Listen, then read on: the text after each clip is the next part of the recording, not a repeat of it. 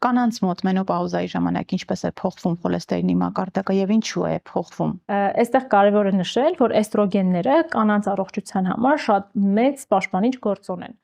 ու պաշտպանում են առաջին հերթին ոսկրամականային համակարգը։ Այստեղ մի հատ նաև մի քիչ հետ գնանք ու հիշեցնեմ, որ էստրոգենները ապահովում են ոսկրային խտությունը թե տղամարդկանց մոտ, թե կանանց մոտ։ Այս ուղղակի ես մեջ բերում։ Չնայած կանացի հորմոններն են, բայց տղամարդկանց մոտ նույնպես ապահովում են ոսկրային խտությունը, հիշեք։ Ու առաջին հերթին էստրոգենները կարևոր են օրինակ ոսկրային համակարգի համար։ Մյուս կարևոր համակարգը, որտեղ էստրոգենները ունեն պաշտպանիչ դեր, դա սրտանոթային համակարգն է եւ անոթների առողջությունն է, որն էլ որ կարգավորվում է վատ խոլեստերինի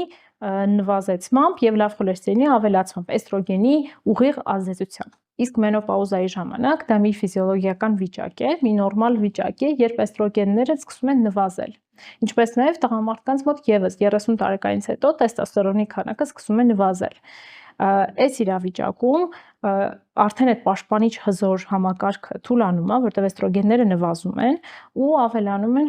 բարձրանում է վատ խոլեստերինը։ Դրանով իսկ բացատրվում է հենց մենոպաուզայի տարիքի կանանց մոտ սիրտանոթային հիվանդությունների հաճախելիության բարձրացումը։